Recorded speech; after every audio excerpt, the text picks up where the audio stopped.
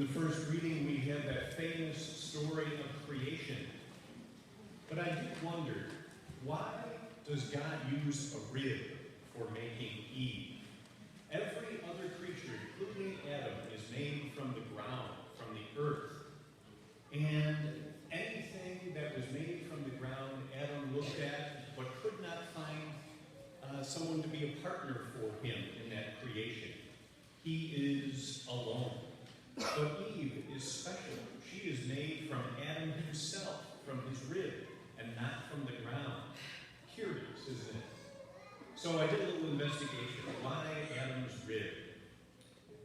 And I found a few commentaries that were really, really interesting. Essentially Adam and Eve are created from the same being. They're two halves of a whole. Think of a coin or a dollar bill with two sides to it, but the same reality.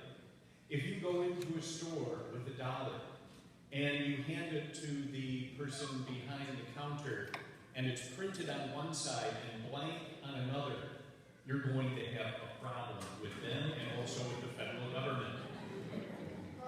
Both sides of that dollar bill are needed to be complete, and it's the same thing with us. Remember Jerry Maguire, when I think it's Renee Zellweger says, "You complete me."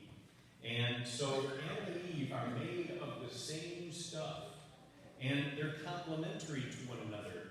And of course, because they're made from Adam from Eve, they are demanding of respect one to another as well. Both are made in God's image and likeness.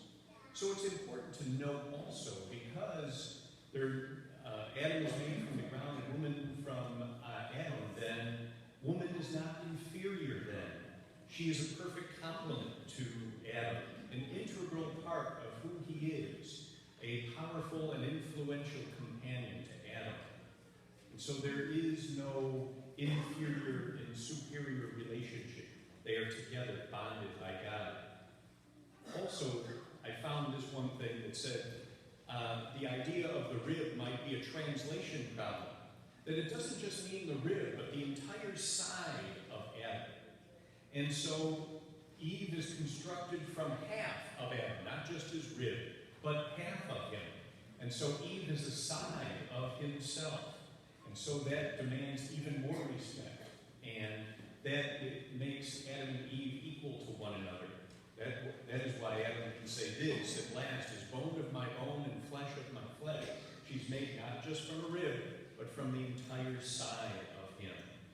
And so they are a side of one another for the life of the world. They are the crown of creation together. And so that means that they are completely unified with one another by God's work. And I was thinking this, personally, the ribs. What do the ribs do in the body, other than be really tasty from pork or beef? Ribs protect the most important part of who we are, the things that keep us alive. Can we live without a hand?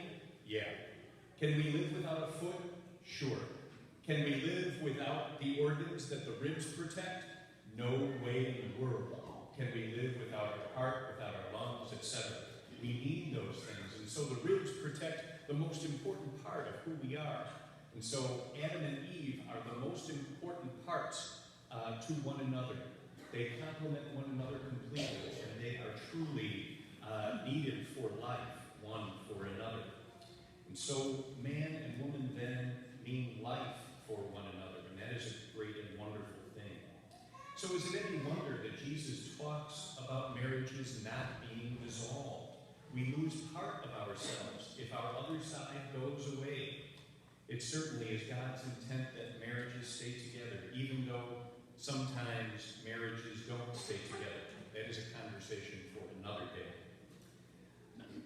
Are you lucky enough to have someone who is at your rib, at your side? Give thanks for that person. Hold on to that person. And work hard to keep it that way, because certainly marriage is hard work. Don't take it for granted. Always do your best to make sure that that side, that rib of person is there for always. Be thankful for the blessing that is on your side. If not, if you don't have a rib person, or a side person in your life. Keep looking, because you do indeed want to grow in love. That side, that rib person is extremely important. But of course, look for the right one and the healthy one.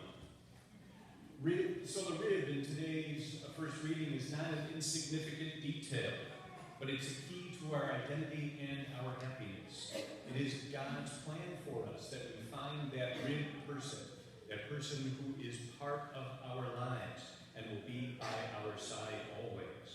And so today we pray for all people that they may have healthy relationships with one another, especially with those significant others who are their rib people.